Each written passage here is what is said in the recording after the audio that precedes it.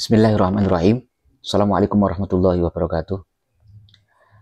Bismillah, alhamdulillah, la khawla wa la quwwata illa billah, asyhadu an la ilaha illallah, wa asyhadu anna Muhammadan abduhu wa rasuluh, la nabiyya ba'dah.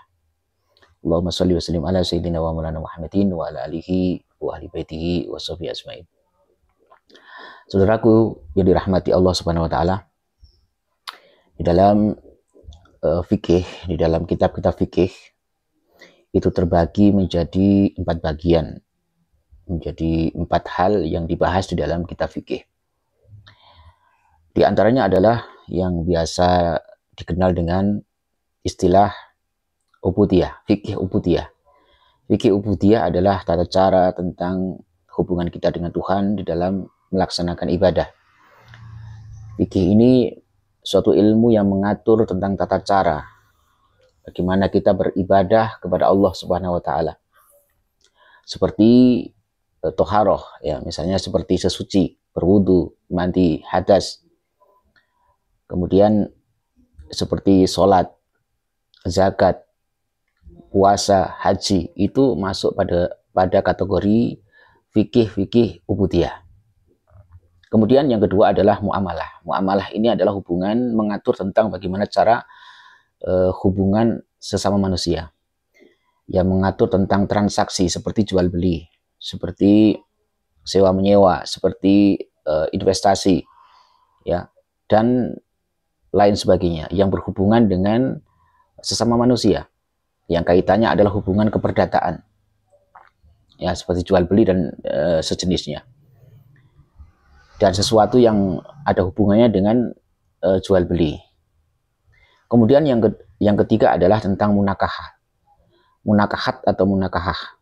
Munakahat adalah fikih munakahat adalah fikih ilmu yang mengatur tentang tata cara ataupun yang mengatur aturan-aturan hukum tentang pernikahan, bagaimana mulai dari muasaroh, berhubungan sebelum adanya pernikahan, saling mengenal, hitbah, melamar, sampai kepada akad-akad pernikahan, kemudian bahkan mengatur sampai apabila terjadi perceraian, dan juga hak-haknya dan kewajiban-kewajibannya sebagai suami dan istri. Kemudian juga tentang masalah talak, tentang bagaimana hukum talak dan tata cara talak, dan kemudian konsekuensi hukum ataupun akibat hukum setelah terjadi perceraian. Ada hak dan juga ada kewajiban-kewajiban yang harus dilaksanakan. Kemudian yang keempat adalah mengenai tentang fikih jinayat. Fikih jinayat ini adalah fikih pidana, hukum-hukum pidana, yang mengatur tentang akibat, sebab dan akibat suatu perbuatan dan juga konsekuensi hukum dari suatu perbuatan yang dilakukan oleh seseorang yang perbuatan itu adalah merupakan perbuatan pidana. Maka untuk mengetahui ini semua tentu kita harus belajar kepada para ulama. Kepada para ulama, saya katakan kepada para ulama, bukan kepada penceramah, bukan kepada mubalik yang dalam tanda petik, ya. Karena tidak semua penceramah, tidak semua mubalik itu tidak mengerti fikih. Banyak mubalik dan juga penceramah-penceramah yang mereka juga alim fikih.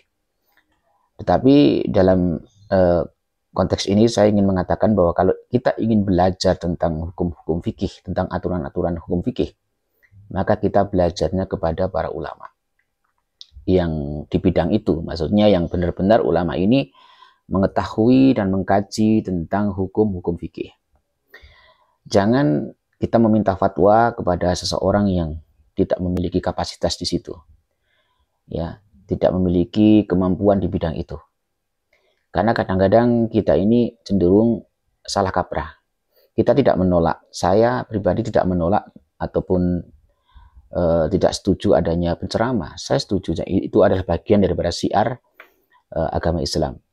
Tapi sampaikan saja sesuatu materi-materi yang sifatnya fadhil, yang sifatnya memotivasi di dalam urusan ibadah, mengajak untuk berbuat kebaikan, untuk berbuat amal soleh. Akan tetapi di dalam mengkaji tentang fikih secara detail, secara tahqiq, harus belajar kepada seorang guru, kepada seorang ulama yang memang memiliki kapasitas di bidang itu. Kembali kepada persoalan fikih. Fikih ini merupakan produk hukum yang sudah matang. Ya, tentu di dalam para ulama di dalam menuliskan kitab fikih ini untuk mempermudah kita orang-orang awam untuk memahami, untuk mengambil hukum, tidak harus dengan cara ijtihad. Jadi kita ini sangat berhutang budi kepada para ulama-ulama terdahulu, kepada ulama-ulama mujtahid yang telah melakukan istiqra, penelitian, melakukan ijtihad, bersungguh-sungguh menggali hukum dari sumbernya. Tentu fikih ini juga bukan karangan para ulama, akan tetapi fikih ini merupakan rumusan yang dibuat oleh para ulama melalui metodologi penggalian hukum, yaitu melalui penelitian dan juga mengambil dari sumber hukumnya, yaitu Al-Quran dan Sunnah, Al-Quran dan hadis. Jadi jangan salah kalau ada orang yang mengatakan bahwa kita mengambil hukum langsung dari Al-Quran dan Sunnah. Ini terlalu keminter ya, terlalu keminter. Bahkan fikih itu merupakan produk yang sudah jadi, sudah matang, yang prosesnya tidak mudah. Dan ini juga dilakukan oleh para ulama-ulama mujtahid yang mumpuni, yang memiliki kapasitas di bidang itu.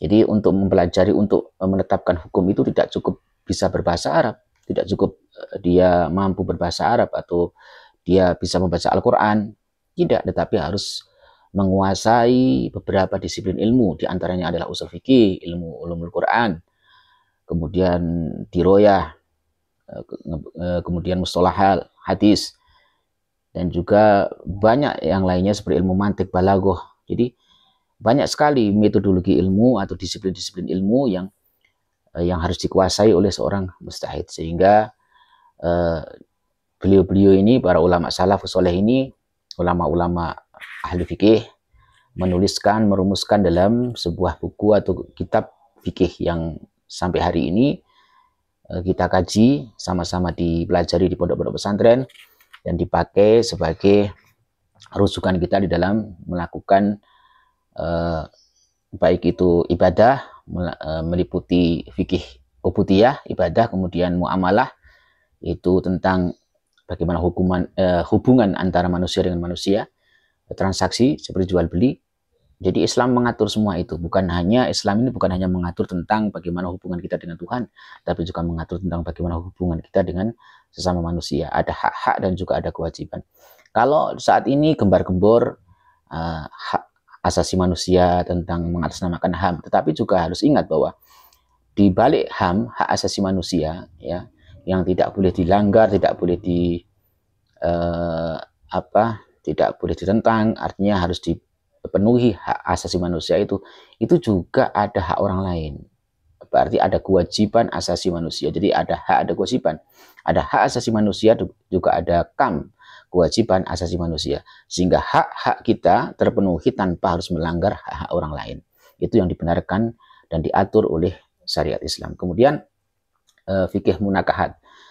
Fikih munakahat ini mengatur tentang seperti yang tadi saya jelaskan, bahwa fikih munakahat meliputi tentang hukum-hukum pernikahan, tentang akad pernikahan, dan juga tentang bagaimana cara menikah yang sah sesuai dengan syariah, bagaimana setelah terjadi pernikahan ada hak-hak dan kewajiban suami dan istri. Suami istri sama-sama memiliki hak dan juga memiliki kewajiban yang harus dilakukan dan harus dipenuhi. Bukan hanya menuntut hak saja, tapi juga harus melaksanakan kewajiban-kewajibannya. Kemudian yang terakhir adalah tentang jinayat ataupun fikih jinayat. Fikih jinayat ini tentang hukum pidana, bahasa suatu delik lah, tindak pidana, tindak pidana ataupun delik. Jadi tindak pidana itu bisa berupa melukai atau bahkan sampai membunuh, ya. Jadi akibat hukum dari suatu perbuatan itu juga dibahas di dalam fikih jinayat. Maka saya menasihati diri saya pribadi Al-Fakir, dan khususnya dan umumnya kepada teman-teman dan juga generasi muda, agar tidak meninggalkan para ulama.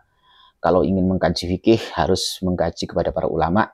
Jangan mengambil rujukan kepada penceramah-penceramah yang secara keilmuan tidak kita ketahui tentang siapa gurunya, siapa di mana mondoknya, dan semoga ini bisa bermanfaat.